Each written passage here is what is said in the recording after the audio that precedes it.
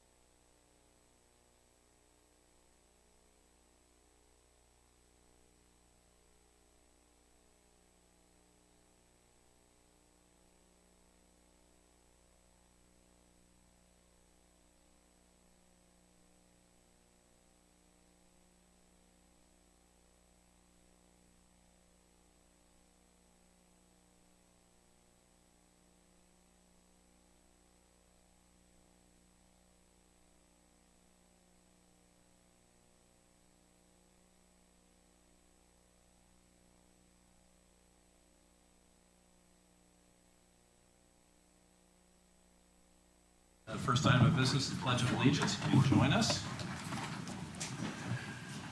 I pledge allegiance to the flag of the United States of America and to the republic for which it stands, one nation, under God, indivisible, with liberty and justice for all.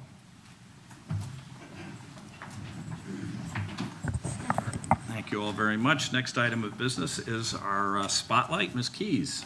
Thank you, Mr. Lyons. Good evening, everyone, and welcome to our Spotlight section of our agenda tonight for Tuesday, December 15th. Tonight, we'd like to honor Jack Chiaramonte. Welcome, Jack. I see you in the back. Jack was elected to office here on the board in 2007. His roles on the board included secretary, vice chair.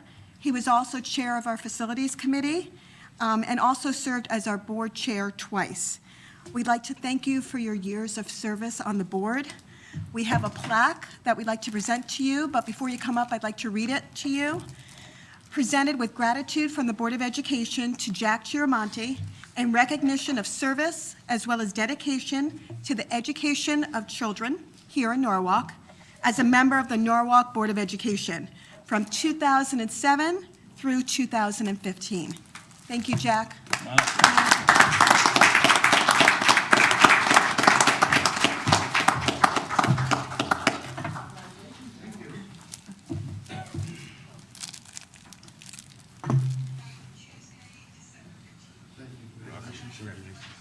Hey, Jack. Congratulations. Thanks. This feels weird. Well, Thank you, it's beautiful. Thank you so much. Blast from the past, Yeah, Jack. you're kidding. Thanks, Jack. Thank you, sir. Thank you. Harry, thank you. Ready? Congratulations. Thank you so much. There he is. All right, Jack, congratulations.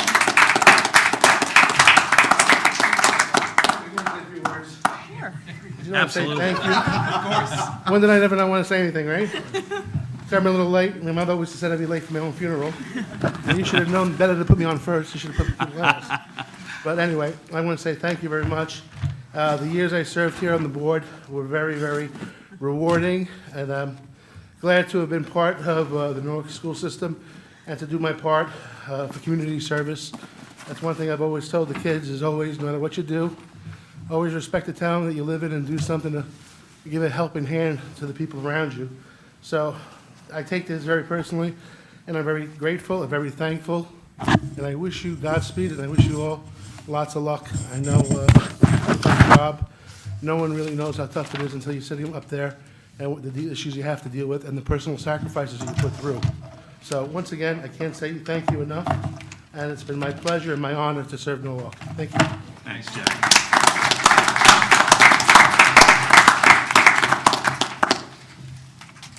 All right, so this is a workshop session of the board. Obviously, under our new format, we do workshop sessions where we do not take formal action on matters, and then we have business agendas alternating with the workshop agendas. The next item on tonight's agenda, of course, is the CREC report on special education.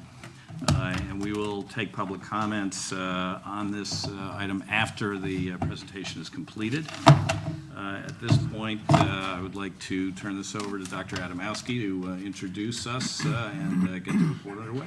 Thanks, Mr. Lyons. So the board is aware that this was one of our first orders of business together this past August in the face of the district experiencing several cost overruns in special education that were not budgeted for. It became clear that, there was an absence of financial controls. We were also experiencing a vacuum in leadership in special ed at the time. And I think it was really through the process of the next few months that we realized how deep this problem was, right? And as we started to examine our data, as other issues came to the forefront, I think it was just so appropriate as a decision to commission the updating of this audit. And so as you know, this is the update of the 2012 audit. This time it's for real, and these are things that we are going to accomplish. And I think we're very grateful to Dr. McDonald and the audit team for giving us such a precise roadmap for this, which is necessary when you're dealing with a complex situation that has multiple variables and moving parts, as special ed does, because it is so individualized relative to the individual needs of the students served. Joe Russo and I had the opportunity this afternoon to discuss the report with members of our special ed staff, our elementary teachers at 4:30 and our secondary teachers at 3:30, so they had an advance view of this before it was formally released to you tonight. And I think, we are in an environment where I don't think there's a single person arguing with any aspect of the report, but we have so many people for which this is serving as a driving force to take advantage of the opportunity to become better and to do this better and to serve our students better. So, Peg, we're very grateful to you and your team. This is Dr. Margaret McDonald, who headed up the audit team. And if you could introduce your team, and then we're ready for the presentation. Great, thank you, Dr. Adamowski. We appreciate being here. Thank you for inviting us. So, I'd like to introduce some members of the team. The review team had 6 members. We've got 2 members here tonight. Christine Ruman. So Christine is the assistant manager of the Office for Regional Efficiencies at CREC, but has also had a lot of experience doing reviews and looking for the state, doing a number of kind of compliance things. So we're glad to have Christine. And to my right is Lisa Fiano. Lisa's background is a special education teacher, educational consultant with CREC now for quite a few years. Her specialty is literacy and IEP development and implementation. And to my far right is a special guest, Natalie Levine. So Natalie, Natalie. So Natalie is an intern at the University of Connecticut for the Office of Policy Management. So I invited her here tonight to learn a little bit about how things work in public schools. So thank you. Sure. So what we'd like to do is take about 30 minutes, just go over the reports, the findings. The report is fairly thorough, but there's some things that we probably would just like to highlight. We'll talk a little bit about the findings. Most of our time, we really want to spend talking about the recommendations, because I really think that the idea here is we're moving forward. So we want to make sure that you folks understand what our recommendations are saying, how they might be implemented, and then we'll give you an opportunity to ask us any questions at all. So if that sounds good, we'll kind of get started. Can you speak up a little bit more, please? Sure. How's that? Better. Okay. All right, so just a little bit of background.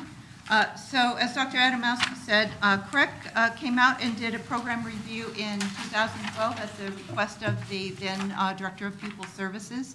Prior to that, the board had asked us to do a review in 2008. So this is actually the third time we've been out to do a special ed review. And just a little bit of levity, as you can see, I'm not getting any younger. So we're hoping this will be the last time you have to see my face here. So the other two reviews, there's a lot of similarities in terms of our findings from the last reviews and to this one. The two evaluation questions that we were asked to answer was, what's the progress that the district has made since the 2012 report in terms of the recommendations that we had then? And also, what recommendations do we have for the district in terms of organizational structure?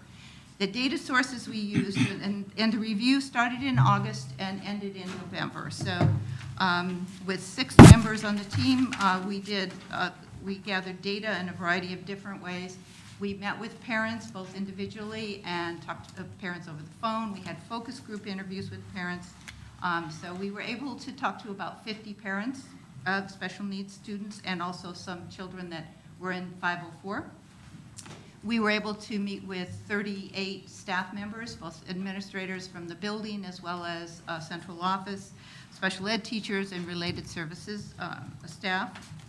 We did observations. We did 18 observations in 9 of the district schools, and those schools were 2 of the high schools, 4 middle schools, and 3 elementary schools. We looked at IEPs, and we did IEP reviews and in-depth student reviews. There were 23 IEP reviews we did and 4 in-depth student reviews.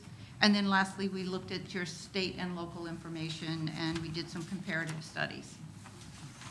The special ed team, or the review team that worked in Norwalk, we picked some people that had different various experiences, expertise. So we had special ed teachers who had credentials such as BCBA credentials.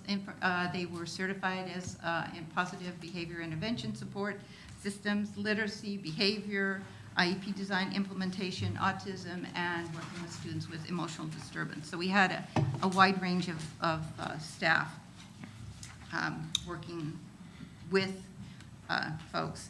I'd like to, before we move on, just thank the special ed office in Norwalk for helping us to gather the data.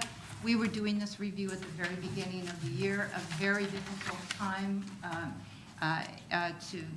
to be asking for information, especially since there wasn't a director of pupil services, and Joe was kind enough to be the interim, and we really appreciate the cooperation we had from not only the central office, but also from any of the buildings we went into. The principals and the staff were very accommodating and very nice to work with, so we want to say thank you for that. Okay, our findings. There were 7 goals that we recommended in 2012. Overall, that we would have to say there were some activities toward those goals. So There were some professional development. There were some other kinds of activities that the district has done towards those goals. But overall, we'd have to say the activities had little to no impact on the goal. So we're not saying that the district wasn't trying. We're saying the efforts might have been too little too late, and the impact in actually accomplishing that goal just wasn't, we didn't see that happen. So you might ask the question, why do you think it is that there were 7 goals in 2012, there were 6 goals in 2008? Why is it that the district is just not able to accomplish these goals? And I think we would say to you there are probably 2 main reasons. And both of them are a systemic, long-standing issue. It's not one person, it's not 2 people, it's not one mistake. It's because there's been some systemic, long-term ways that the district has managed special ed that have interfered with the ability to accomplish the goals. So the first reason we think is really pretty obvious, the organizational structure. So the organizational structure that Norwalk uses has limited the authority of the special education office, the director of pupil services, to the extent that buildings have more authority to make decisions, even financial decisions, than the special ed office does.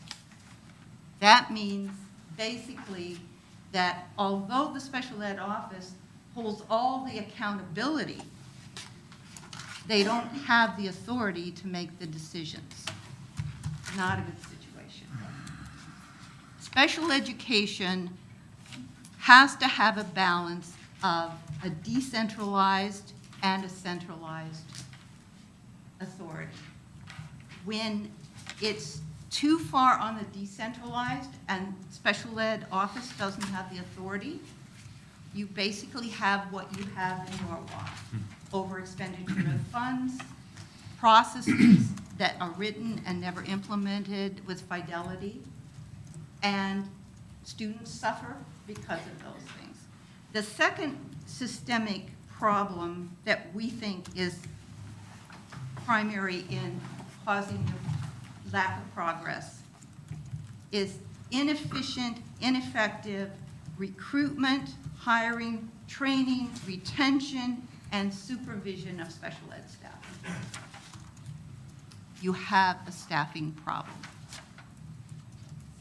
To the point where we can talk a little bit more, but I think the thing that drove it home to me was there were 18 vacancies, vacant special ed positions in October 13th. That's pretty much unheard of. Not good, not good. So when you don't have quality staff available to work with children, it doesn't matter how fancy you write the IEP, you're just not able to deliver. In addition to that, the retention of your special ed staff and central office staff generally has been problematic. You've had over, I think, 5 directors of pupil services since we were here in 2008. Pretty much your entire supervisor of special ed office has changed. So this whole idea of staffing, you can't do a good job without quality staff.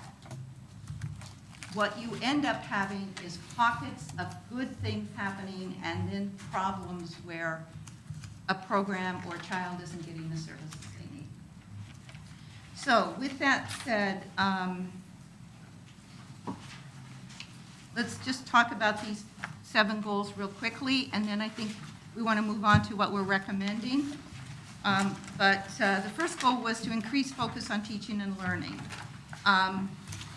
There's a little bit of good news here. We saw an increase in your standardized test scores, and in the 2014-15 Smarter Balanced Assessment, you had the highest number of students meeting and exceeding achievement for the DIRG age. So that's a little bit of good news.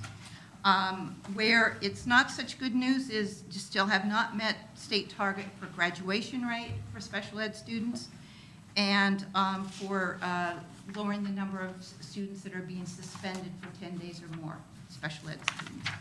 And when we were here in 2012, I think most of the early childhood indicators for success that the state had as targets were met. This time, in 2013, 14, only 2 of the 6 indicators were met. The other area that we saw as problem, we looked at the IEPs. We looked at 23 IEPs and did some in-depth looks at certain students. Basically, there's 4 levels, all the way from unacceptable, and what we're looking at is educational benefit. So what we're trying to look at is that IEP written in such a way that a child would receive educational benefit from the way it was written. So the IEP is the foundation of everything you do. Without a solid, good foundation, it's just not going to be successful. So there's 4 levels, all the way from unacceptable to emerging, and then the last one is promising. Thanks. So overall, of the 23, I would say definitely the majority, maybe only 2 that were unacceptable, the rest were emerging.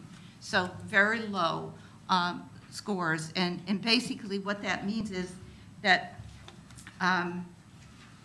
that it has a low threshold both of compliance and of educational benefit. And where the IEPs really fell down was in the area of describing what that child's needs were and then matching those needs to next steps. So that whole assessment of students, the way the district is doing it, they're very reliant on standardized tests instead of other kinds of ways to look at student needs.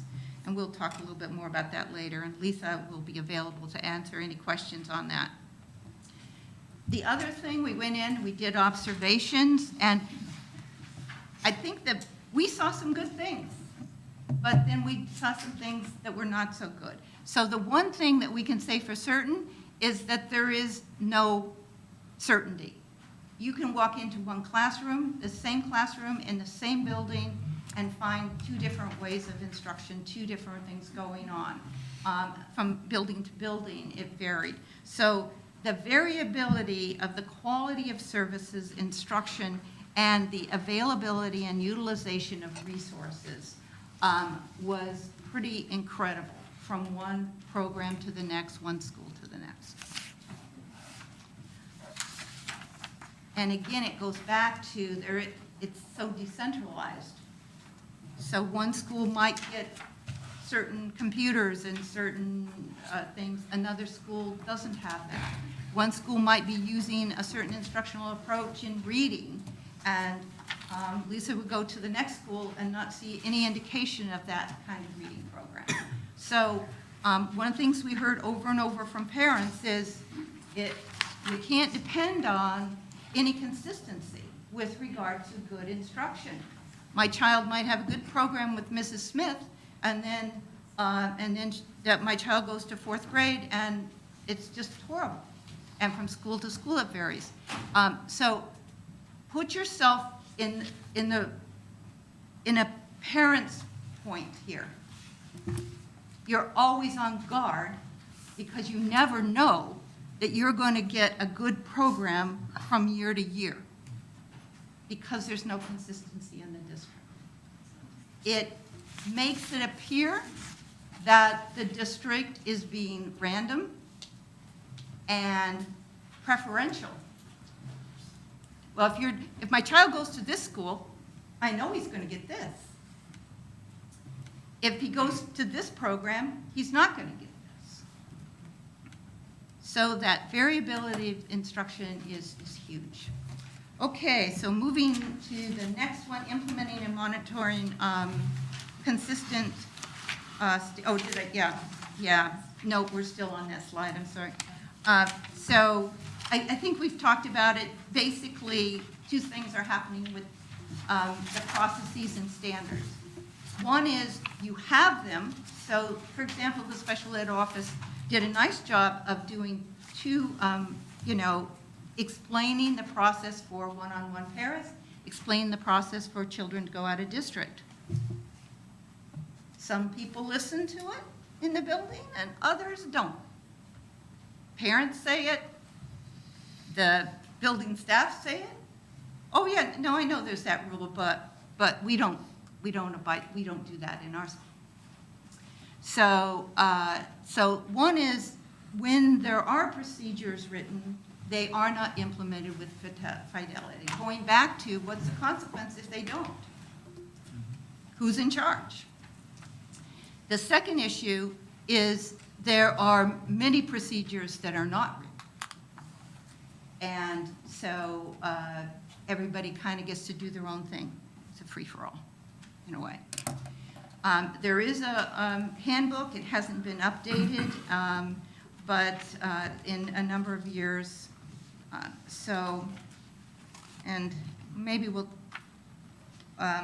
I don't know if this is the time. I'll just mention the out-of-district placement numbers are a really good example of, here you had a process, but the out-of-district numbers have almost doubled since 2011.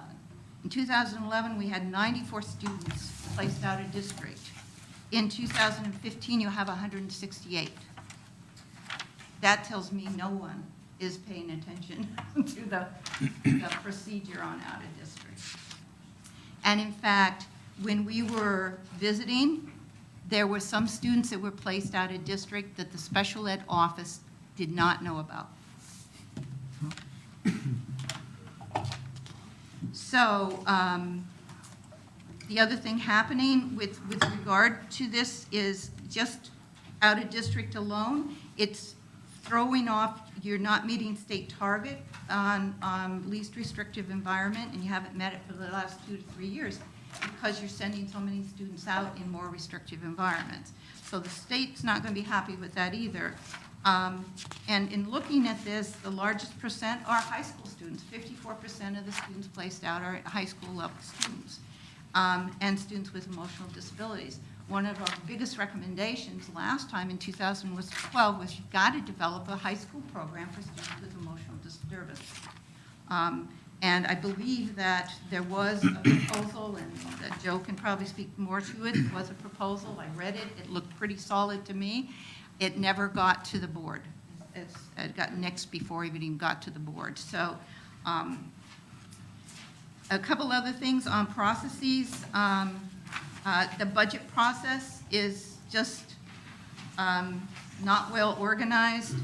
And at this point, your professional services and your out-of-district monies continue to go up every year. And last year, 2014, what you budgeted was $2.7 million under what you spent, which is saying to me, somebody's not paying attention to when the budget goes in, getting accurate figures or being able to project accurately. So just those two items alone were $2.7 million that we're not planning on spending. It's anticipated that that's going to happen again this year. Okay, and then lastly, with regard to process, your SRBI process, which is scientifically research-based intervention, it's a general education process, and it's meant to give students support and interventions before they become identified as special education. That process, like all the other processes, is done in some schools differently than in other schools.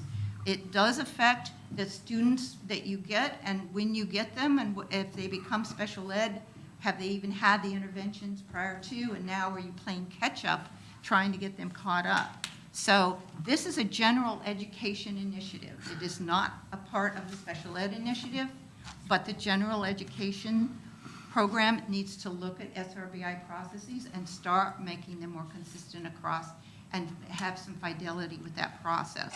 Peg, I want to clarify, this is the system of Tier 2 and Tier 3 interventions that we have been talking about. Yeah, very important. The other two processes, just briefly, the process for parent communication.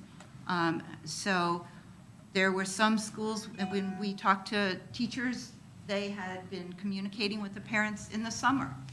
And then there were other schools that the special ed teacher hadn't even contacted the parent yet, and it was October, middle of October. So also, if a parent has a concern, there isn't a process, a way that I think a parent feels that they're going to be responded to in a consistent manner.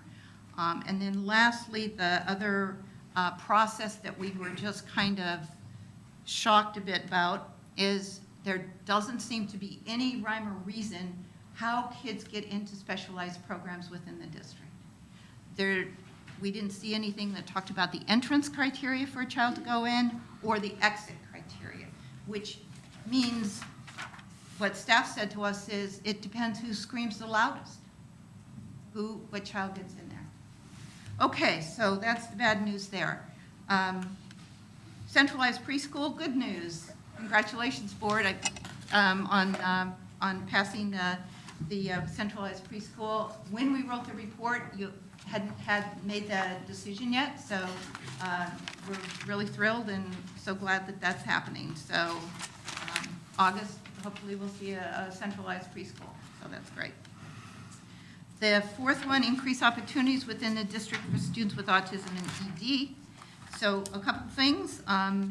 We already talked about there isn't a high school ED program, although there was a proposal. There is a program at Rhoton that's new this year. I guess it's for autistic students with autism and students with ED. It's kind of hard to tell. Seems like there's no criteria how they get in. But even more importantly, it's good that you started the program, but that program started with no BCBA. You know, they didn't have enough staff. There was a vacancy and there's no staff. So if you're going to start a program, you got to support it. And then just lastly, the assistive technology. We were recommending to build your district's capacity to do assistive technology. What happened was assistive technology person was hired and they do everything, which isn't building your capacity. So we're going to be talking about this a little bit more, and Christine's going to be talking about it. But there's a resource. You use some pretty good chunk of money to pay for this person, and yet you're not getting the bang for your buck that you need to get for this.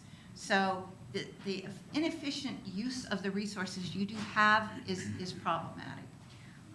Okay, next, additional funding or reallocation. You know, again, our compliments to you on your billing, your Medicaid billing.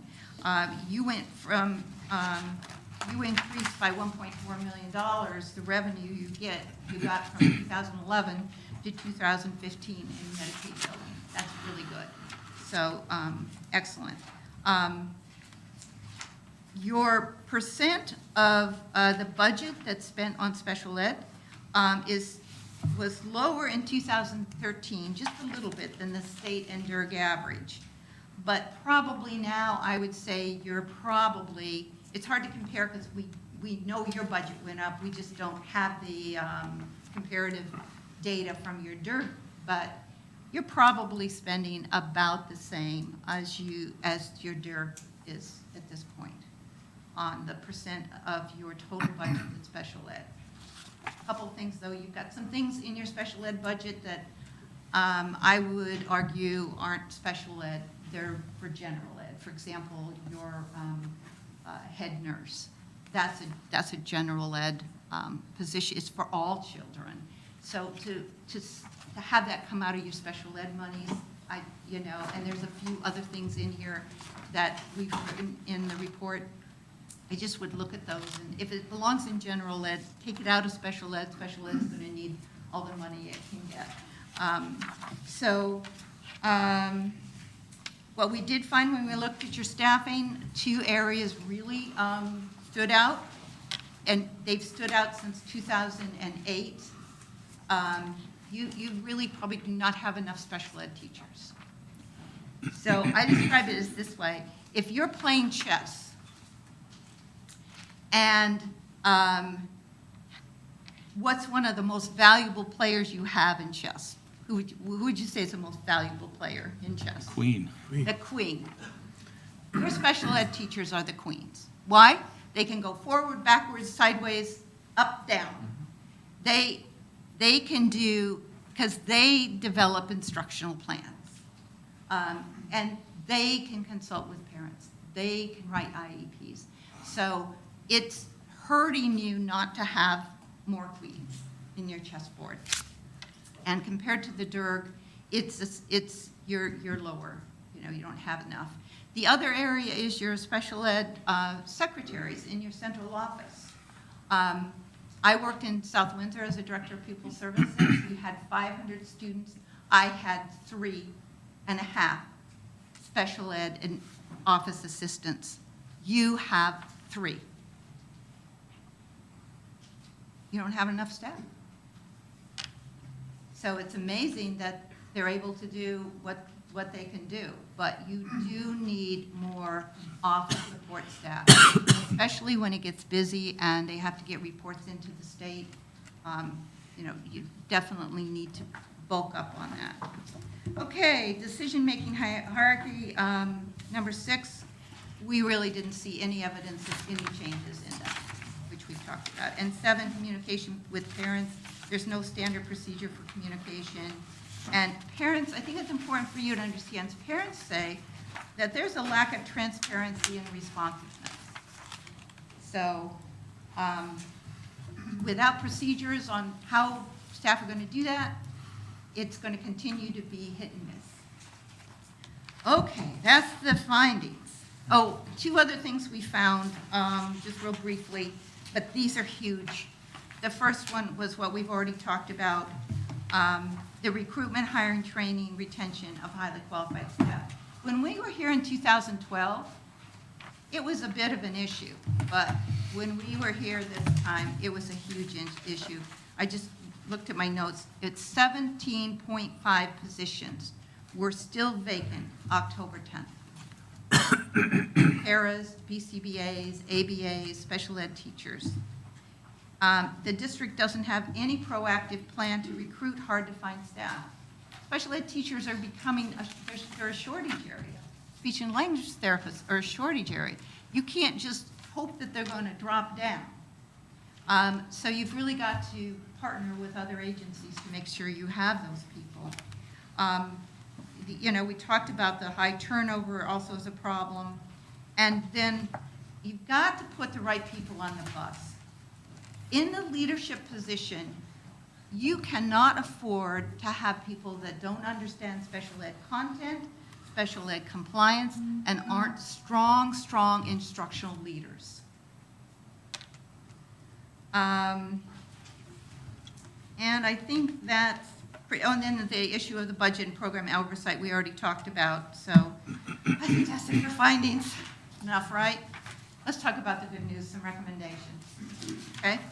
So the first thing we're recommending is that the board consider the situation to be critical and urgent. In the 3 years since we were here, things have gotten worse. We're not saying they're the same, they're worse. It's going to continue to get worse. It's like you've got this snowball effect going downhill. So we're recommending a 3-year strategic plan that would be integrated into the district plans and the building plans. It would be part of the staff evaluations and their goal setting. It should be monitored regularly by the board, by the superintendent, by the Office of Special Education. It should have a stakeholder committee that helps with the implementation. So get people from the community, get parents, get staff members, and say, okay, here's one of the things we have to do. How can you all help us make sure that this happens? And we're recommending 6 goals that you work on. And to try to make this at least something that you could get your hands around, we're recommending that these goals and activities are through till June 2016. We know it's ambitious, and some of it you might say, how can we possibly do that? But again, there needs to be a sense of urgency on this, and we'll be more than happy to kind of help you think through some of that. So the first goal on this is improving the recruitment, hiring, supervision. I think if you can do this, it will make a huge difference, not just a small difference. This will make a huge difference. So I know already you've been looking for a chief special services officer, and that you have elevated this person into a position of authority over some of the buildings, and I think that's fantastic. And I think, you know, it's great that they're going to report directly to the superintendent. Our second recommendation is that the special ed administrators' job descriptions change. They should be instructional leaders. No matter how good a principal you have and how good that principal is at supervision, they do not have the background on specially designed instruction. And Lisa's going to talk a little bit more about that. But good teaching is good teaching, but special ed kids need more than good teaching. They need people who understand how to deliver specially designed instruction. One of the biggest problems we saw is there was nice teaching going on, nothing special. So unless your leaders understand this and they go in and supervise, so we're recommending, now I think this is our third time we've recommended this, your special ed administrators should be supervising the special ed staff. They should also be involved in hiring. And when we were out last, there were some special ed staff that got hired without the special ed office being involved. Not good. Just to pick up on that, I think one of the most surprising things we encountered when we started to implement the SEED program under Frank Costanzo's leadership, you know, we pretty much had to ferret out, you know, who was evaluating who and so on. And it was a shock and surprise that our special ed administrators, which have 92s who are supposed to be supervising and evaluating teachers, were not evaluating the special ed teachers. That was being done by the principals.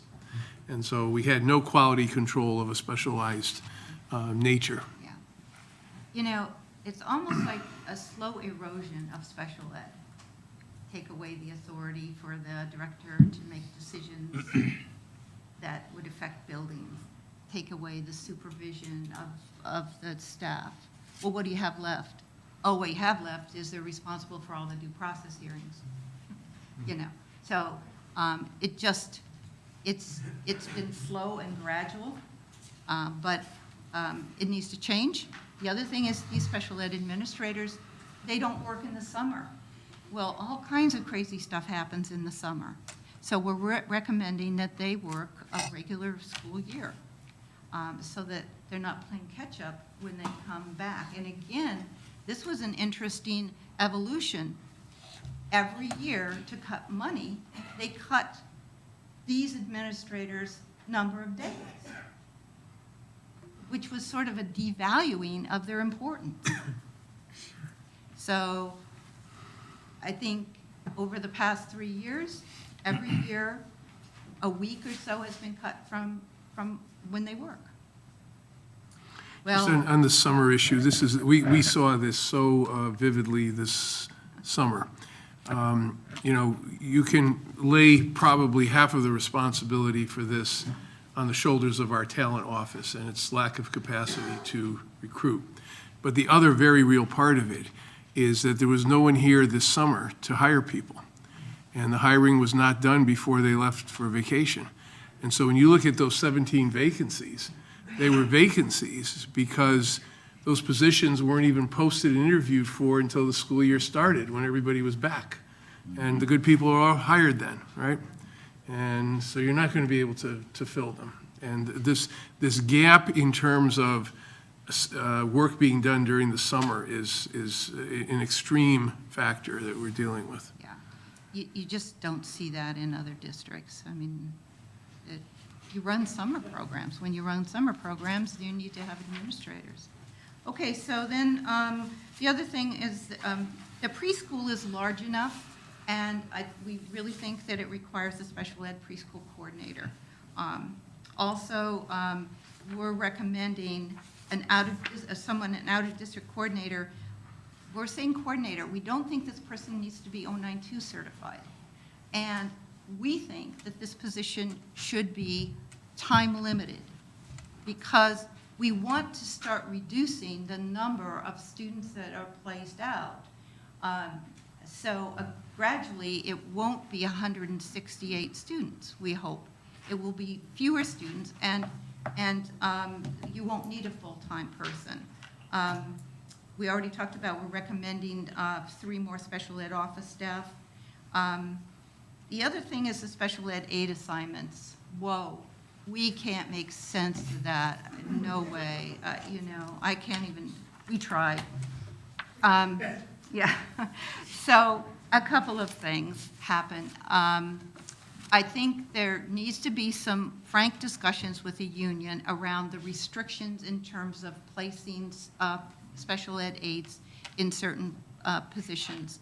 Because one of the things that's happening is seniority sometimes takes precedent over whether or not the person has the skills to do the job. So that's really a union discussion that needs to be held. Most districts have some criteria in there that talks about if you're doing one-on-one with special needs students, you need to have some experience. The other thing that's happening is it's sort of a little bit like hoarding. A building principal gets a one-on-one para, and then that for a child, the child moves to another district or moves to another school, and the building principal just hoards that para. It was so crazy that when we asked for the list of paras, HR couldn't give it to us, and neither could special ed office. No one knew, because buildings were hanging on to the paras. So got to look at that. And then teacher assignments, we talked about. Teachers also, there needs to be a criteria, a caseload number, and then you need to stay with that, and then from that you decide what you need for special ed teachers. Okay, last one is, that I'm going to talk about is a goal 2, which is, are you on 2? Oh, do I have more? Oh, gosh, okay, hold on. Oh, yeah, okay, I do. Hold it. So processes, just generally, there needs to be a process for hiring, assigning caseloads, tracking, retention of high-quality staff. There needs to be monitoring of the staff and provide regular reports. And collaboration on supervision we talked about. And then under recruitment, there are staffing agencies out there. Rests do it. Colleges do it. When we did a program review in Bridgeport, they were having trouble finding special ed teachers, and they worked with us, and we are doing an ARC down there, an alternate route to certification, so they can grow their own. There's ways to recruit and get people, so we're recommending you do that. And then for training, need a comprehensive 2-year plan. Okay, goal 2. An organizational structure we're recommending that provides a tiered school supervision and support system, with authority being given to the chief officer for special education. So we're recommending school clusters be formed, and they would be from feeder schools. And those school clusters would be then there would be some criteria that the superintendent and the chief officer get together and decide to determine whether it's a school that needs intensive support or they're doing fine in special ed without. This basically puts the accountability back onto the school. If you're going to start making decisions on placing kids on your own, we're going to start tracking that. If your numbers for your special ed students are low, we're going to start looking at that. So, and then we're recommending that the 504 responsibilities be given to general education. 504 is part of the anti-discrimination law, and it is a general education issue. It basically said any child that has a handicap should have access to an educational program. In many districts, it is the responsibility of the general education. Right now, special ed has enough on their shoulders to give them 504 responsibilities. We feel it's just one more thing. We wouldn't do it. So we're recommending that. This is a huge recommendation, this next one. If you talk to parents and if you look at the IEPs, some of the biggest problems we see is how you're identifying kids with disabilities. Parents talk about having to fight with the districts, getting very poor evaluations, then having to go get independent evaluations. Those independent evaluations you folks pay for. That's why your consulting services are sky high. So what we need to do is we need to get a better handle and improve your evaluation and assessment services. One of the ways to do it is to get somebody that's in charge of it, a coordinator that specializes in this, understands it, and can work with all the staff to do this really well. So of all the things I've recommended so far that cost money, that would be number one if you could do it this year. And then I think that's it for the organizational structure. Okay, Lisa, you're on for teaching and learning. Just going to slide this over so everybody can hear me. Although I do talk very loud, so maybe I don't even need the microphone. I have been involved in the reviews for Norwalk since the very first one. So I had the opportunity as part of this evaluation to go back to some of the schools that I originally visited and to go back to even some of the classrooms that I originally visited. So it was an interesting experience for me because I got to see how much had changed or had not changed. And I also want to reiterate what Peg said, that everyone really went out of their way in all of the buildings to help us accomplish what we needed to do to put this report together, and I really appreciated their flexibility and support to do this. I'm going to talk about goal number 3, which the thrust of it is to increase the focus on teaching and learning, and the main part under that recommendation is making sure that the special ed administrators have a presence in the building. This is part of what Peg was talking about in terms of the decentralization of the services. The special ed administrators are not someone that anyone in the building feels they can look to for support. They don't have any influence over how the continuum of services is developed and implemented in the building, so that you'll have a building with very reasonable sized caseloads of 15 to 20 students, and then you'll have another building where even within that one building, a teacher will have 40 students on their caseload and another teacher will have 8. It's impossible to provide good specially designed instruction when those are the circumstances under which teachers are working. The presence of the special ed administrators in the building also acts like, as Peg talked about, as being instructional leaders in the building. It's different to have good teaching as opposed to good specially designed instruction. Specially designed instruction is more intense. It's definitely designed for that student based on the way that their disability impacts their ability to access the general ed curriculum, and requires specialists. It requires people who have a high knowledge of how that particular disability manifests itself and prevents students from being able to access and benefit from the general ed curriculum. This recommendation also talks about making sure that there's a specific program for students from 18 to 21 and programs for students who have emotional disturbance. So having that full continuum of service will make sure that in some buildings, all I saw was a self-contained class or co-teaching with nothing in between. And it's impossible to meet the needs of kids with disabilities with so few options in the buildings. So that's the main thrust of recommendation number 3. And then when it comes to recommendation number 4, this also goes back, Peg talked about procedures. Every building should have a procedural handbook that talks about everything the special ed teacher needs to know, from how do we determine whether a student does need a paraprofessional, to how do we go about getting supplies, to how do we start thinking about is this student appropriate for this building? How do we make decisions about whether there is an outplacement or not?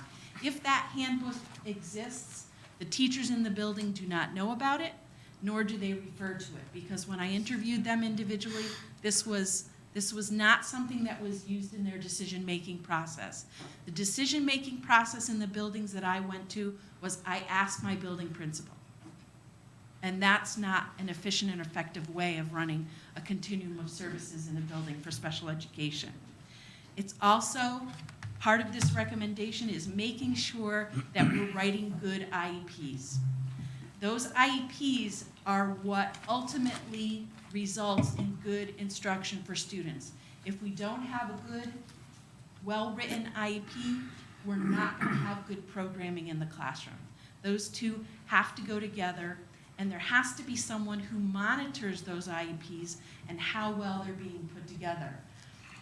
There are certain checks and balances built into the software that helps the teachers develop the program, but that doesn't have any oversight as to the quality and the alignment of the information about where the student's currently performing and the ultimate goals and objectives. That requires somebody to go in and actually take a look at those things. So that's going to be a really important system to have in place.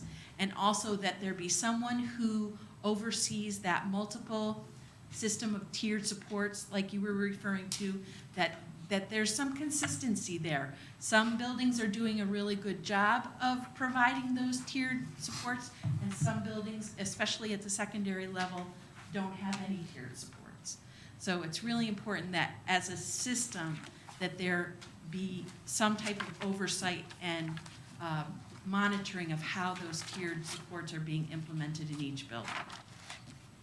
And to their credit, Joe, once we talked to Joe about the IEP and what we were seeing, he put together a workshop, and some of our staff came out and trained some of the special ed teachers, related services staff on development of IEPs. I think the next piece though is who's monitoring it, make sure it's happening. Okay, Christine, you want to talk about resources? Sure. So I looked at the budget information. So I also will thank your school business official who provided me with some information. Also, this is publicly available. And also, I'd like to thank your district coordinator, even though that's not in this section, she did help provide and provided me with some data. So just to reiterate that folks have been very helpful in providing information so that we can pull this together. So if you take a look at your district expenditure, your budget and expenditures over the last 5 years, you can see that about 5 years ago, you were spending about 73% of your central office special education budget. So not including what's out at the schools, but your central office budget is on out of district tuition, transportation, and consulting services. Now, this is not unusual. These are all expensive items, but what is notable is the percent of that central office budget being spent on those items went up from about 70% to 90% last year. And so you're seeing a large increase in your central office special ed budget, and it is really almost exclusively related to these external items.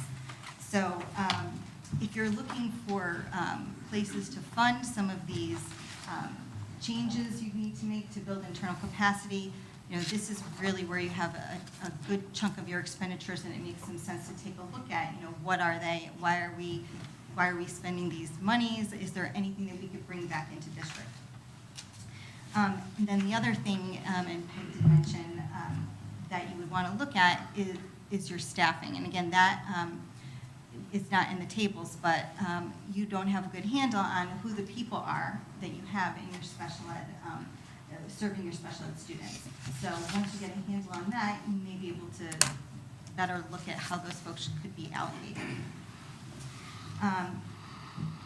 So from everything we've heard, a lot of decisions are site-based and not centralized. And so, when you go to this tiered system where you have some that Peg was talking about, where you have buildings that receive a little bit more supervision and support, and some that have less, you can look at, perhaps some control could be in the principal's part of their responsibilities, but there would always need to be some monitoring of the expenditures, because right now, central office doesn't have a sense of what's being spent at the building level on special education.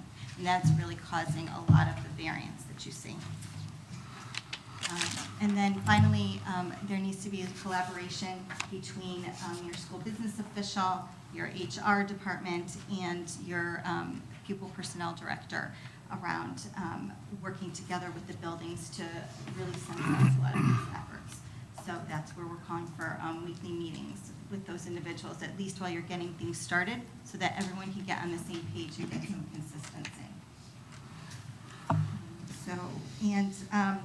I did want to mention too that when you're comparing Norwalk to the DIRG, you do identify fewer students, and that's a good part of the reason why you do spend less money than some of the other DIRG H districts on special education. But the interesting thing is that your budget is rising faster than the percent of identified students. So in some ways you wouldn't really expect to see that, but you are. And I think that again speaks to all the money that's being spent on these external providers. So, Just one thing, our recommendation, there was a really pretty good plan to partner with High Roads, where we looked at the number of students placed out, wherever they were placed, and it's a big bulk of students, high school students, that are sitting at High Roads right now. High Roads agreed to partner with you folks to have a program in district so that it would cost you less money. To me, it's a no-brainer. So, and in some ways, then parents, and we're not saying bring all the kids back from out of district all of a sudden, but we're saying a parent who has already been working with High Roads, has a relationship with that organization, what better way to kind of do a transition than to still keep High Roads involved, know there's a high-quality program, but then start to have it within your district. It's going to save you on transportation, it's going to save you on tuition. The other programs, the 18 to 21-year-old program, you're spending money. We need to develop a very nice community-based program. For the amount of money you're spending, you could develop 2 nice community-based programs.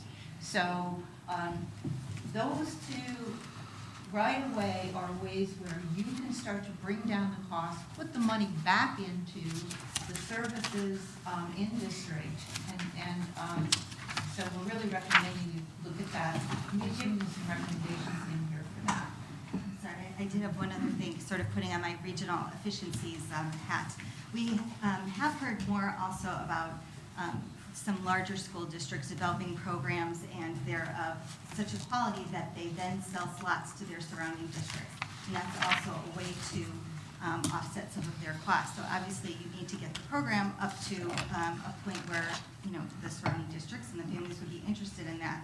But we're seeing a little bit more of that around the state, where some of the districts themselves, the larger districts, are selling slots to some of their smaller surrounding districts and their specialized programs. Okay, and then our last recommendation goal is improving parent and staff communication. This goes both ways, parent to staff, staff to staff. So we're recommending that once you form these school clusters, every school cluster will have a supervisor, special ed administrator assigned to that cluster. That special ed administrator is responsible for regular meetings with the special ed staff, for training that special ed staff, for evaluating and making sure that the quality of instruction is really high. The second thing we're recommending is on the strategic plan, form a strategic planning committee. It's not to develop the plan, it's to help implement the plan. So bring on parents and staff and community members. We've always been really impressed with the parents in Norwalk. They're just really want to make this work, want to do whatever they can to help other parents and to help the district. So I think they're underutilized, and I think the community agencies and a variety of community, even businesses, are underutilized. One of the things we found interesting was when I said, okay, how are we going to let the parents of special ed students know that we're doing the review? No one had parent contact information. Couldn't find it. So you got to centralize some parent contact information so that when the Office of Special Ed needs to get information out to them, or they want to do a workshop for parents, that they can get the information to them. It's a simple thing. And then lastly, there needs to be a procedure for handling concerns. It was very disconcerting when numerous parents said to me, I found out that my child wasn't receiving the services on his IEP because I happened to walk in that day. Or I found out because I asked, my child came home and said, no, I haven't seen that speech and language therapist for a long time, since the beginning of school. So there has to be a process in place for, one, handling parent concerns, and two, if there's some issue with the IEP, I know nobody wants to give a parent bad news, I get that, but somebody better tell them, otherwise, if I were that parent, I wouldn't trust you ever again.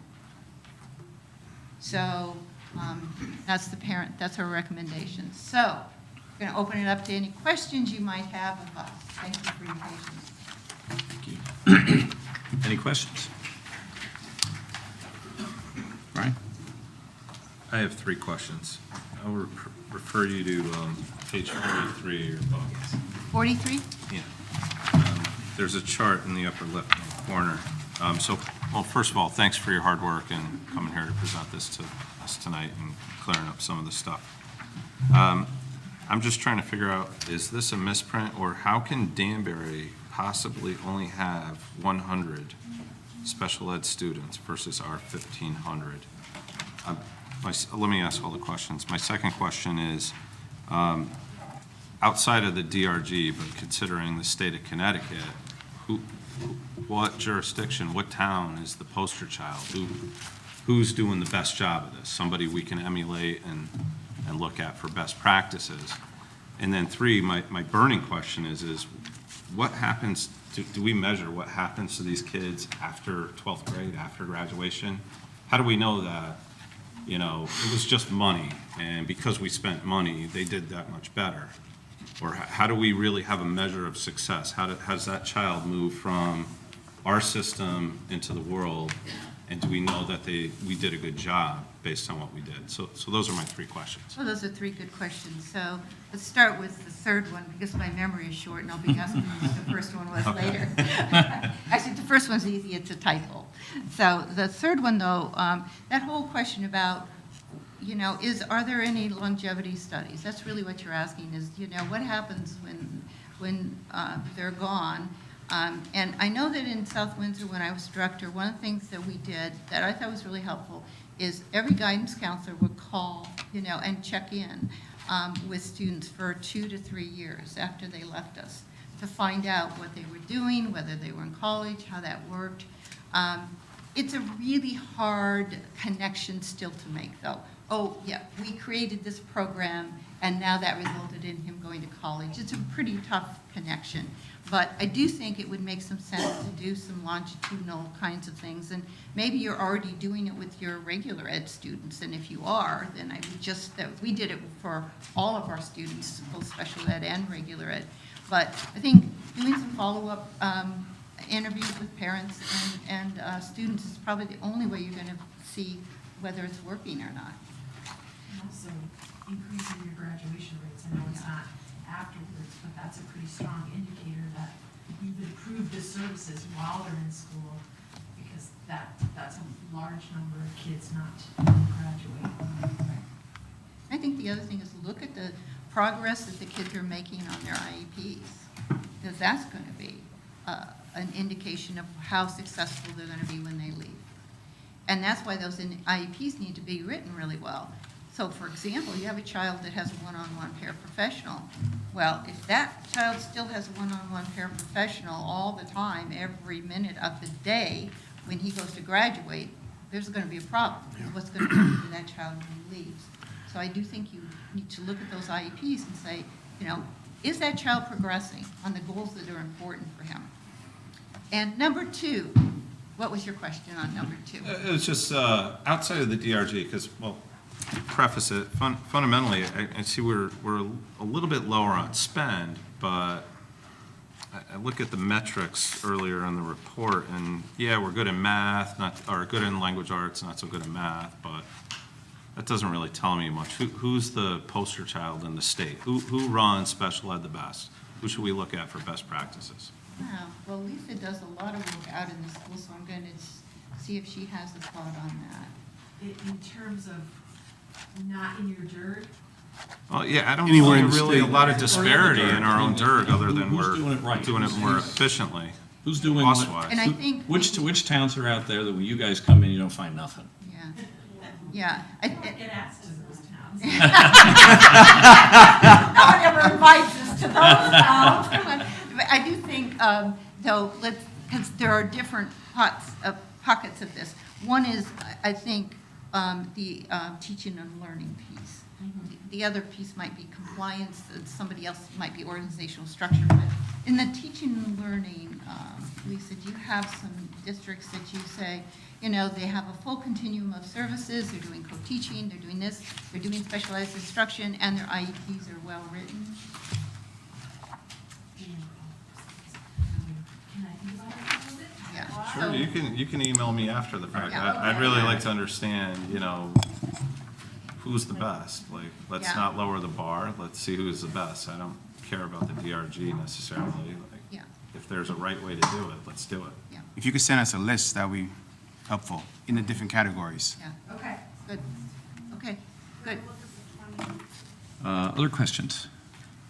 The Comments? first question was, how Yeah, can it's a Danbury typo. possibly That's a only have typo. 100 children? when Yeah, we it's have- a typo. My guess is it's 1,000. Okay. Yeah, Yeah, I've looked at that. It's 1,000 to 1,100, something like that. yeah, yes. Eric? I do want to start off by thanking you so much for this fantastic in-depth report and coming to us again for the third time. It's my first time meeting you all in this capacity, and in any capacity, to be honest. Very interesting report, to say the least. The couple of questions that I had was, one earlier on, and I believe that you had said that Joe might be able to address this. It was regarding the high school program for students with emotional disturbances, and it was nixed before it ever made it to the board. Can I just get a little bit of backstory on that? Because that was curious to me. The director at that time, Pauline Smith, and I had created a proposal of staffing needs, a budget, building needs, and we found space at Norwalk High School. The end of that school year, that director left and found employment elsewhere. It was July. ESY, extended school year, special ed summer school, had begun, and there was a assistant superintendent here, and I just inquired where we were going with that because I was concerned that summer was going to fly by, and that person thought that it was best that the new director made a decision on whether we run that program or not. So it died at that point. So basically, then this just stems to our utter systematic failures on lots of different levels. No, I think this was nixed by the person who was supervising the pupil services director at the time. Right, but it ultimately led to that happening because of the fact that there were all of these issues in place. I mean, I'm not pointing anything out specifically. It shows. I wanted to make sure there wasn't one specific circumstance that led us to this. It just seems that this was all part of the snowball. I think this was a leadership factor, pure and simple. I think Joe did the work on it. This is still a need. This is one of the recommendations we're going to be coming back to you with that we feel we can accomplish this year for the next year. It's just as viable now, and fortunately, a good deal of the groundwork and planning was already done that would enable us to move faster with this now. But we have to do it.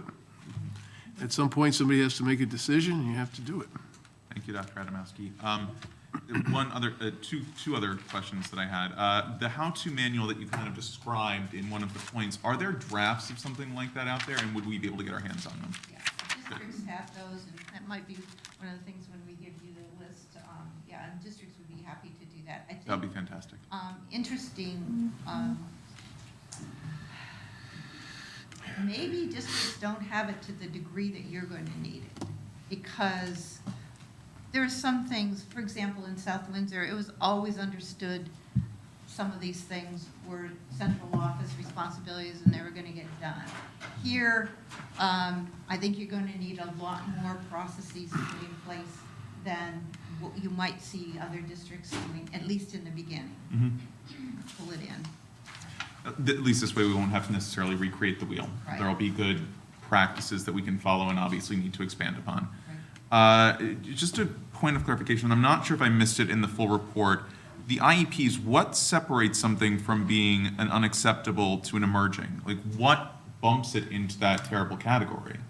So, for example, one of the big pieces on the present level of academic achievement and functional performance is data and a statement about where the student currently performs and what you're supposed to, so that basically establishes the baseline for the student for that year. And what we frequently saw was very little current data that wasn't standardized in that box. And that puts you in the emerging category. There were a couple of IEPs that had no data. So they might refer to, they might have a broad statement like the student is functioning below grade level in this area, which doesn't help you at all in terms of knowing where the student's currently performing. That would get you an unacceptable. And so the next step up would be to talk about standardized test scores. Because what you really want to do is start painting a more holistic picture of the student's performance in relation to the area that you have a concern about. So that when you go to write the goals and objectives, you can start thinking about what is that specially designed instruction that the student's going to need in order to be successful. So I want to use some of their strengths to address that concern as I design that instruction. Perfect. And the last was just a comment, and it was to what Mr. Meek was saying, specifically on how we follow up. I think that that's a fantastic point to make, and what we know after our students are graduating. One area I thought just naturally is if we continue to grow relationships with community agencies and partnerships there, a lot of those agencies will maintain relationships with our students as they continue to be clients and, you know, receive services or just be a part of those community agencies. Thus, we might be able to have a partnership there to receive data. So I think that just that overall piece of this puzzle as we begin to broaden our horizons and connect further outside of our borders is ultimately going to help us with some of these more specifics as time goes on. Thank you, Eric. That's a great idea about really working collaboratively with your partners in the community. That's one really good way to do it. Bill? Thank you. First, thank you for coming and presenting. I very much appreciate it. I'm sure everybody here also appreciates it as well. Under Goal 2, you talked about coordinator of evaluation and assessment in Tier 2 or Tier 3 instruction. My question is related to specially designed instruction, but primarily with progress monitoring. So when you walked into the schools, and just give me an open-ended response, just a feeling from your observations on what you saw in terms of frequency, in terms of data collection, the duration of sessions, the types of personnel, depending on the type of intensity that's required for instruction, and how that data was collected in terms of number of weeks, and whether or not they graphed the data to give them an idea of rate of growth. So that way they can actually say, hey, we have some needs here. Unfortunately, in the classrooms that I was able to observe, there was one classroom where it was really clear that the teacher was collecting ongoing progress monitoring data. That was at one of the high schools. In the other classrooms that I observed, I did not observe ongoing collection of data that could be used for progress monitoring purposes. That was one of our biggest concerns, that we didn't see evidence of that. But in the one class that I did, it's very clear because you can see that the teachers built that into the way the lesson is designed, and you can see the multiple opportunities for that to happen. But unfortunately, I personally did not observe that. And that's a major issue, because if you can't determine what a student is, you can't provide targeted instruction. Thank you. Right, just going back to the instructional leader, so the special ed administrator going in and observing those classes would see that right away and say, wait a minute, okay, let's sit down and let's talk about how you can build data to this lesson. This has a direct relationship to the IEP issue as well, because this is why a lot of our IEPs look the same, okay? Because they're not based on progress monitoring data. Yes? Thank you again. I'm going to piggyback what everybody else, my colleagues had mentioned about you coming here and having such a thorough report. It's really, really helpful to look through it. A lot of things that are glaring to me, but I don't want to rehash what other people have mentioned, but the special ed assignments, the special education aid assignments, where there might be some hoarding, where you have really amazing paras, special ed one-on-one, where some of these paras might be working in groups with special ed students, or they have the major responsibility of working one-on-one. A big concern for me is making sure, like you had mentioned, is that they have the necessary training, especially with some of these kids that require that on top of one-on-one. And hopefully our goal is, like you had mentioned, by the time these children leave high school, even before that, our aides should be distancing themselves from these children. The whole goal should be that these students should be self-sufficient, where they wouldn't necessarily always have to have a one-on-one aide. But I think that also boils down to, and we've talked about this PD, professional development, especially that intense training that the special education aides really need working with these children. And they're the ones that are right there. You have your special ed teachers that are there, but you have these paras that are really literally right working with these children daily, every single day. And I was also a little bit shocked that we don't have in our office, in central office, a listing of all of our paras, our special ed paras, and what some of their assignments are. So that's, I think, critical to have that, and also even have cross-training, where you have a para in one school that might be able to go to another school and really just be able to dive in if it's necessary. Right. You got a great resource in your Absolutely, parents, absolutely. and they're really underutilized. Yeah. We did, in 2012, right after we did the report, because we recommended training the paras. Yeah. They did, the director at the time hired us to come out, and we had developed a very comprehensive para training program. So we trained about 15 special ed, mostly administrators, to then go out and do the training with the paras, thinking they could do it at a time that was convenient. Most of those people are gone. So you kind of see how the hiring and retention issue affects even PD. But yeah, you've got a great resource there. You need to know what you've got. You need to use them better. You need to schedule them better, and you need to train them. Thank you.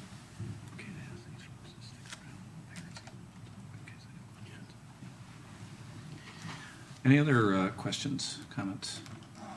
Marty? On goal number one, you mentioned something about building and SPED administrators collaborating. And you made mention that the authority of the administrator or teacher in the school was taken away.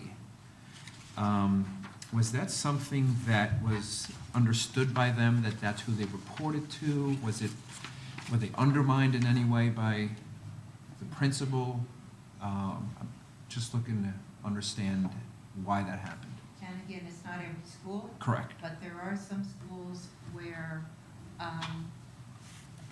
the principal would say, no, this is the way we're going to do it, and they were reinforced by the superintendent and assistant superintendent.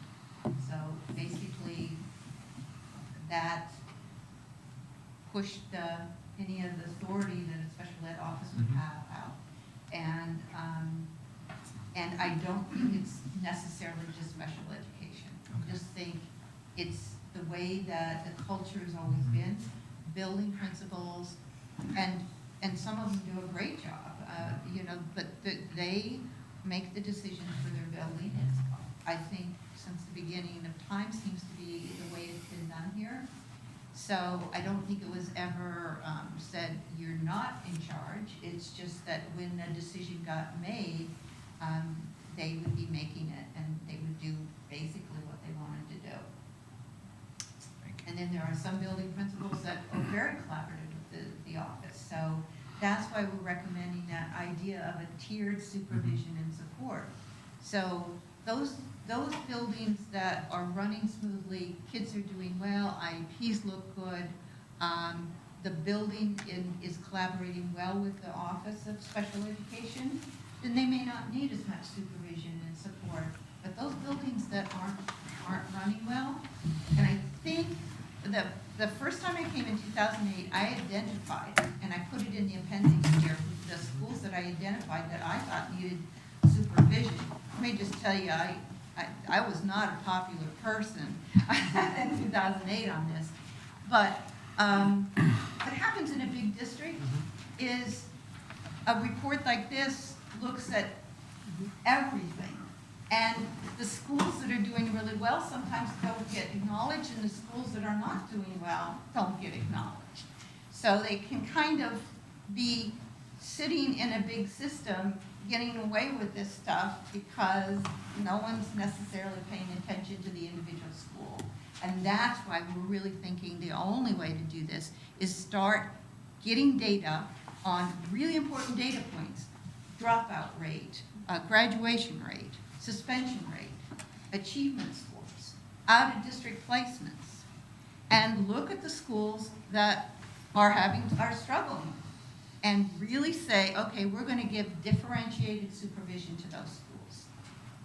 And the ones that are doing great, and Mr. Meek, this probably goes to maybe one of the things you were thinking about, you've got some schools here that probably are exemplary in what they're doing. Use those schools as a model for those schools that aren't. So, I really think, and that would go a long way to reward the schools that are doing well. To say, listen, you guys are doing well, and we're going to use you as a model for the other schools. That makes sense? Thank you. Any other questions, comments? Do you want to finish up with anything, or should I go right into public speaking? Well, I just, again, we're grateful for your work on this.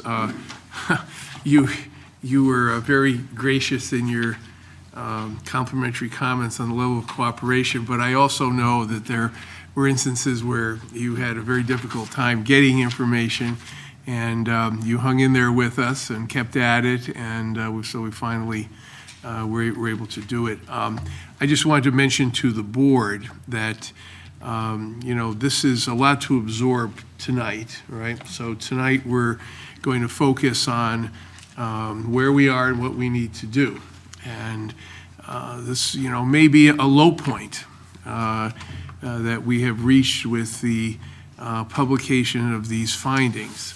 And yet it provides for us the motivation, the inspiration, and the ability to know what to do and how to improve. And so from this point forward, the information that you'll be receiving will be geared around that. At your January business meeting, as part of my superintendent's report, I will be presenting a list of things that are recommended in the audit that I feel we can accomplish this year, okay? And then you will see other things that will be designated in our strategic operating plan for implementation next year and the year after. We are going to look at this as a 3-year process. There is so much to do. There's a lot of moving parts. We're going to have to bite off the most important things in some systematic fashion. But in January, I'll be reporting to you on the things that I feel we can be accountable for to accomplish this year that directly relate to the report. And, again, I think that the message here is that this is for real this time. that we're not going to have another audit that is not implemented. And the strength of this, the contribution that it makes, it gives us a blueprint in a very complicated area, that if we follow it, we can make dramatic improvements in the services delivered to our special needs students. So I'll look forward to coming back to you in January with some specific recommendations for going forward. Thank you. We're now going to go into public comments, and I wonder if you folks could stick around in case there's specific questions. I mean, there is going to be, for anyone who's not aware of it, there's a public session tomorrow night at 6 o'clock, I believe, in room 300, where members of the public are invited to come in to directly have a meeting focused on parental concerns. But anybody who has any comments, you can make them tonight. Now, we'll use our normal public comment process, which is a 3-minute limit, et cetera, and Mr. Barbas will specify that.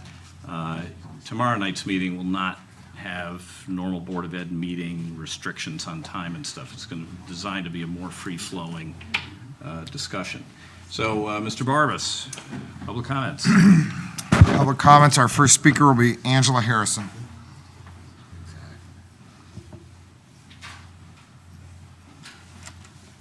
And I'll just tell you, you have 3 minutes, and when 30 seconds are up, I'll just notify you.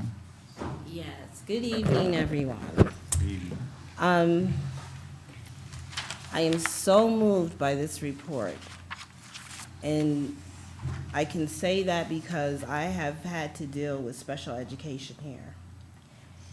And the way that I've had to deal with it, and a lot of families that I help, that I work through with what they're going through with their families as well, hasn't been that we've been begging and crying to get our kids in. It's a situation. I can believe everything you say because their criteria for picking families to put in special ed and to go to an extent of where you actually take families to court to force them into a situation. So when I hear your report, it makes me think, what is the real agenda here? Because me as a parent that have been living in Norwalk for 25 years, 3 children that went through school here, and a grandson that's in here now, it's just devastating because the things, they would take a family to court to put them in special education, and now you're saying, which I already felt just from the environment of the school district, that nothing gets done anyway. You're forcing people to go into something where you have no plans, you have no straightforward IEPs, you're paying people a very good salary for work that is not being done. It's just, your report confirmed what I have already been knowing and believing. Something I've been complaining and asking about and saying. I don't know these 2 gentlemen here, you probably knew on the board. Welcome, I've never met you, but I'm in to the new superintendent. But I'm glad for some of the questions you asked, because if this has been a system that has been forcing children into a system where nothing was really being provided for them, nothing was happening, you don't even have a list of the parents.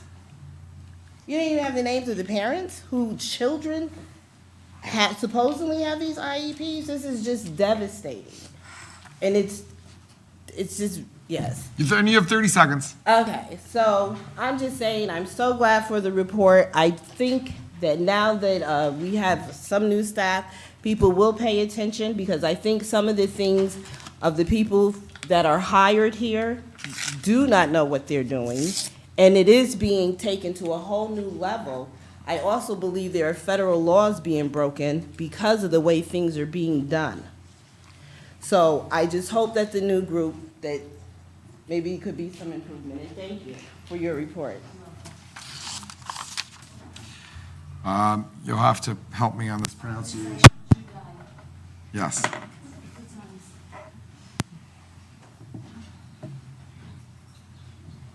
Good evening, thank you all, and the correct crew here. Sorry, I'm kind of freestyling, I didn't really realize I'd be here and I would be speaking. I'm new to Norwalk, my family moved here in March.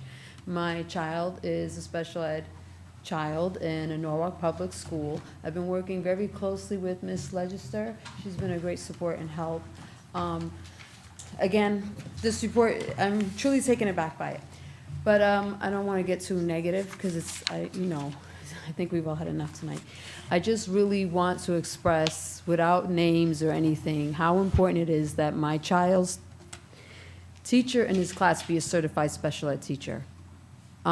He's on the second teacher this school year, and I am recognizing, where the cracks are in these programs, but I'm also recognizing how much I appreciate the Success Program, at the school that he attends, because it's something that my son was definitely ready to transition to. So I'm just really hoping that, before the end of January or the end of this school year, that we can really at least get certified special ed teachers in the classes, because I really think fundamentally, once you get that in place, you will start to see everything else kind of domino effect, because they'll know their role, they'll know what to do with the kid, how to interact with the parent, how to say to Board of Ed, Special Ed Department, Board of Ed, not everybody on Board of Ed is supposed to know, but just, okay, this is what you guys are supposed to be doing. Let's do this. So I think modeling a school or a district that gets it is very important. And that's all I'm gonna say. Thank you. Our next speaker, I believe, is John Mosby.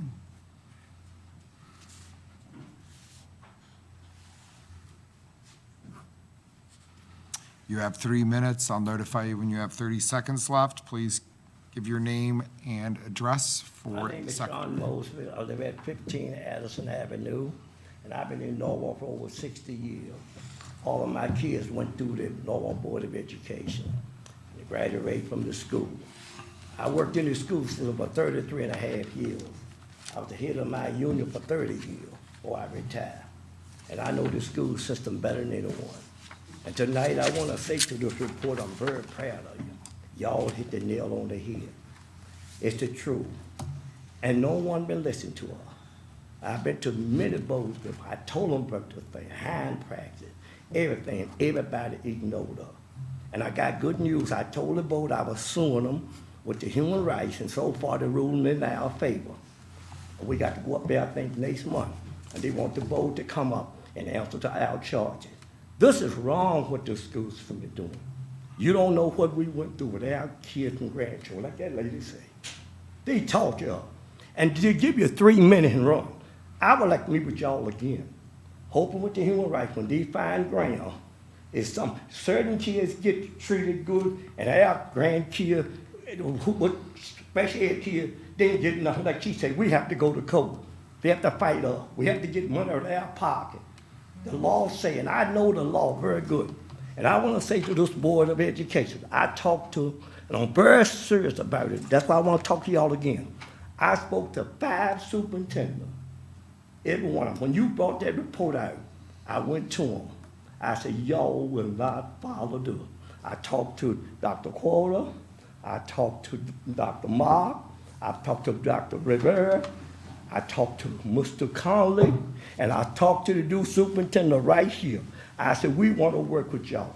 But the problem is they keep us out. We never invite to no meeting. If you go to a meeting, they tell us we cause trouble in the meeting. They run her out, and other people have come up here. We told the mayor, all about them, and no one did nothing with us. And we're hoping with the suit, and I'm not backing down. If you all, the board got to come up there, I think on the 6th, they told them come up, and they want to make a settlement, because we're going to move. We're going to expose some of this stuff. I'm willing to work with the superintendent and them, but ma'am, I'm so proud of y'all. And keep doing what you're doing in this country. Because they want, they want you, like you say, we had plenty of workers here. Lord have mercy, we had plenty of workers here. But they got rid of all of it, and I spoke about that. So I want to talk to y'all again, because to give you 3 minutes now, I say go sit down. But I want to talk to y'all and give y'all the fact. We're on the right track, and I'm not backing down. I'm going to stay with you. I beat them before with equal pay for the women through the human rights. We won in the court with 2 courts and beat them. When they get on to something, they know me. We not gonna play. We gonna put something in writing to make you do it, cause they don't do it. And thank y'all, and I'm very proud of you. Your And time's don't up. let them, and keep doing your job. Thank you, man. Our next speaker is Mary Jordan.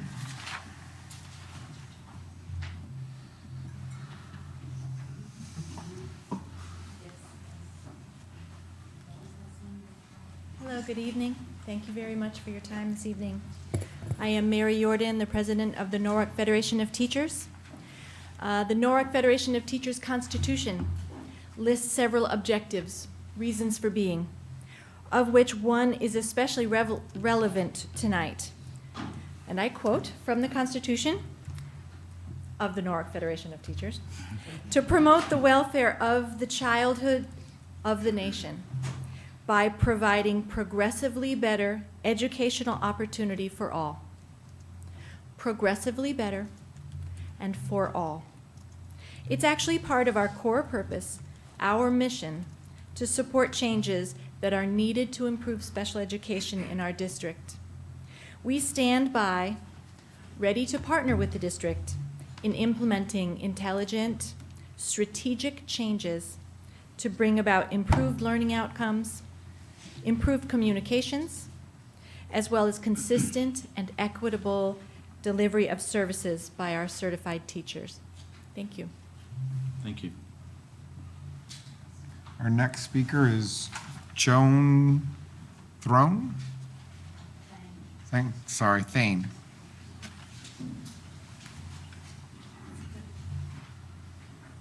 Please read your name and address into the record. My name is Joan Thane. I live at 11 Garner Street. I'm a taxpayer, and I work at Brookside School in the special ed department, and I do the blue folders. I'll have to say that the two special ed teachers we have, we've done a very good job there. And anytime our principal, Mr. Hayes, given us a letter that we had a parent who was concerned, it got done immediately. And we only have one teacher right now. We've been waiting almost 4 months for half a teacher. We need a full-time teacher there.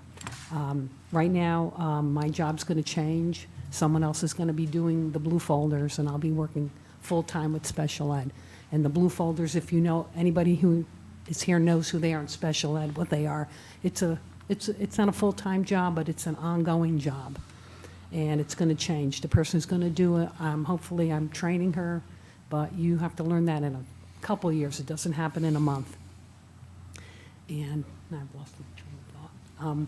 So I'm hoping that we're going to get another full-time aide. I actually right now we have 28 special ed students and 10 speech students. I have to do all those letters. They don't go out all the time. I could have 4 meetings one day, and the next week 2 meetings. And then our special ed teacher, she has to go to all of those meetings. It's one person doing two-person job. So I'd like to see that change as soon as we can and get us a full-time teacher there. Thank you.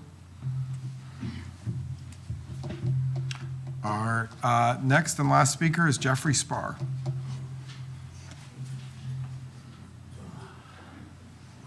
Hi, guys. My name's Jeffrey Spar, 32 Stony Brook Road, Norwalk, Connecticut. I like the fact that Dr. Adamowski started off by saying this time it's for real. Thought that was a Tower of Power song. Maybe I'm dating myself. But I also want to say that this has been an ongoing problem too, as we know. And I've written to Mike. Mike's been great. I said that as the leader of the Norwalk Sped parents, we're willing to rip the rearview mirror off of our car and just to move forward and look down the road.